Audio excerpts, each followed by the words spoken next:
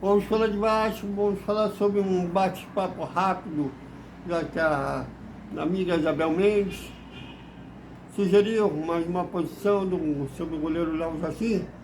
Na verdade, podem reparar que os que estão de final de contrato, principalmente os que vieram com a 77, não estão assim tão entusiasmados em renovar. Coincidência, né? Mas tem explicação sobre isso, a gente vai falar sobre isso após o vinheta.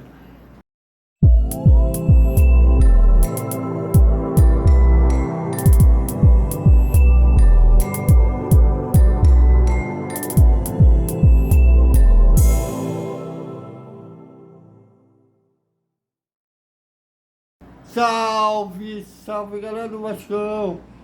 Boa noite para todo mundo. E o Vascaíno vai dormir com a ansiedade de ver o time em ação e também preocupação, sem reforços.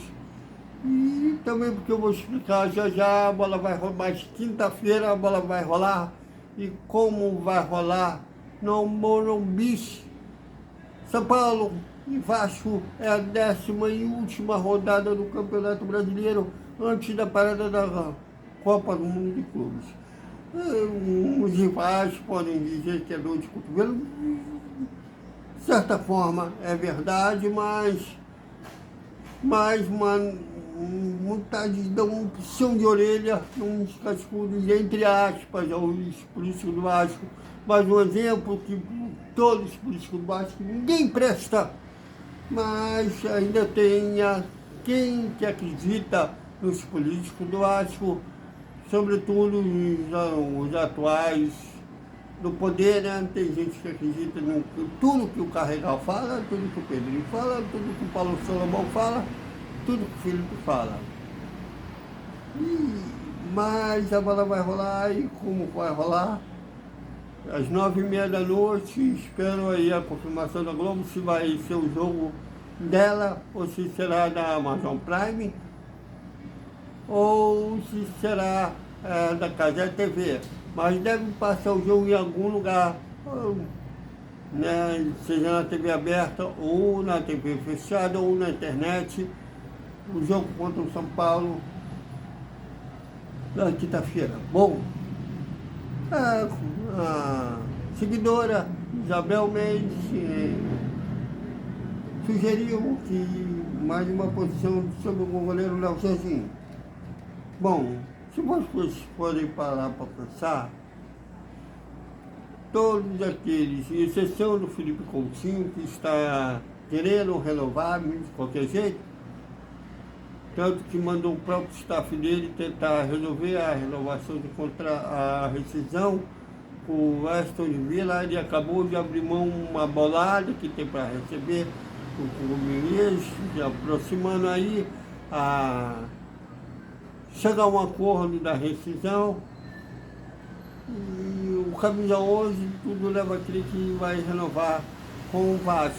Falta saber se será no mesmo valor, ou se terá um aumento devido à saída do Paé, ou eu acho que deveria ser de valores menores, já que o Felipe Coutinho não está entregando tanto assim. Tem uma parte da torcida que achou a trajetória do Paé decepcionante, mas eu não vejo tanto assim. O último cara que chamou a responsabilidade de um jogo foi o francês no jogo contra o Bahia no ano passado. Mas tem colegas que são mais ideologicamente mais com afinidade à diretoria, que tenta sempre exaltar o Felipe Coutinho. Teve um outro que tentou falar tchau em francês, né? E tenta se reafirmar que não é chapa branca, mas sendo chapa branca. Seja como for, o Felipe Coutinho não deve ter grandes problemas para renovar. Bom, como eu falei na introdução, Isabel Mendes sugeriu que eu falasse da posição do goleiro Léo Jardim. Volto a dizer que tudo esse disse-me disse, esse ranço que a torcida está tendo no goleiro, já estou temendo no próximo jogo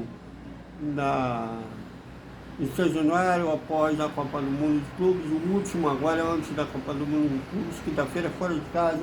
Então será em junho, final de junho ou início de agosto, depois eu vou acompanhar, né, a tabela, qual será o próximo jogo do Vasco de São Januário. Se eu não me engano, é um clássico depois da parada no Mundial, é o clássico contra o Botafogo, que será lá em Brasília. Mas se eu estiver errado, um jogo de São Januário, mas eu estou temendo já esse jogo, que ele sendo goleiro, ele precisa ter calma. Todo goleiro falha, imagina se ele ficar ouvindo vai desde o princípio. Esse é meu temor. E no próximo jogo do Vasco após a parada da Copa do Mundo, São Januário, e a torcida começar a vaiar o Léo Jardim do começo ao fim, por causa dessa novela que está sendo a renovação de contrato. Bom, tudo desse me disse é culpa novamente digo que é culpa do Paulo Pitomeira, que é o empresário do jogador, porque ele simplesmente tem uma linha de trabalho que não é responder à imprensa. Nossa, isso me deixa aliviado, que não é só comigo que ele simplesmente acha melhor ignorar, como toda a imprensa ele é assim.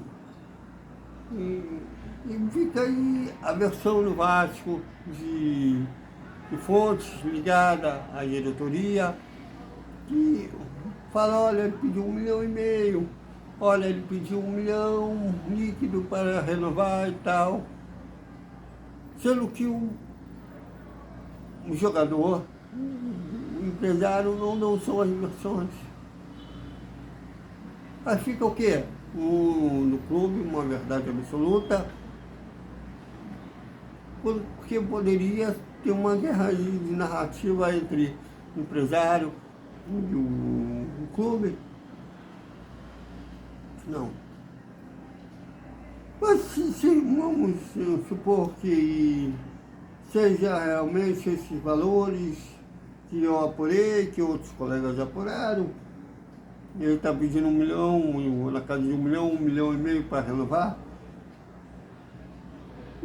Ou seja, querendo pegar o salário do pai que ficou disponível para ele. Bom, eu acho que nenhum goleiro do futebol brasileiro, se eu estiver enganado, podem me corrigir nos comentários, ganha esse valor. Eu acho que até o Arilson, que foi dado o melhor goleiro do mundo, se ele voltasse ao futebol brasileiro hoje, ganharia esse salário. Mas seja como for, eu acho que não pode ficar refém de um goleiro ou qualquer outro jogador.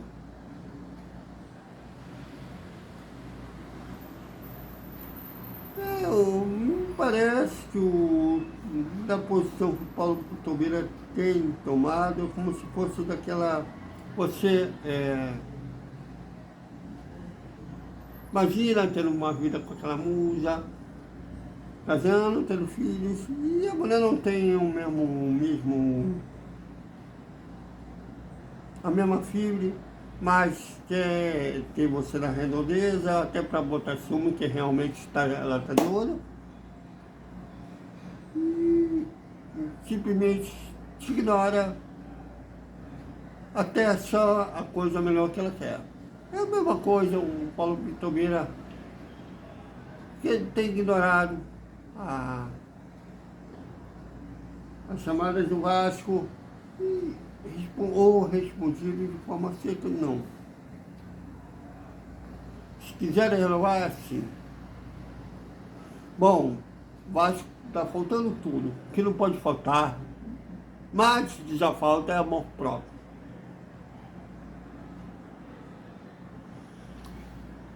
Bom, se uma posição real, olha, eu quero sair, existe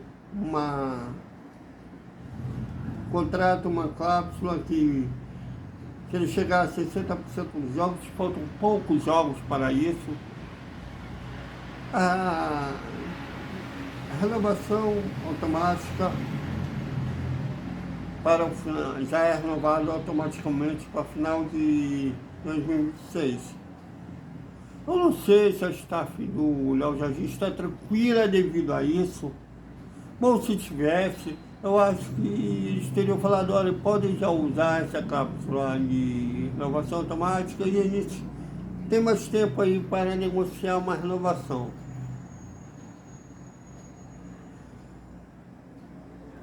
Seja como for, essa muvuca toda é devido ao Paulo Pitobeira e o próprio Léo Jardim não se posicionar. A última vez que o Léo Jardim se posicionou foi contra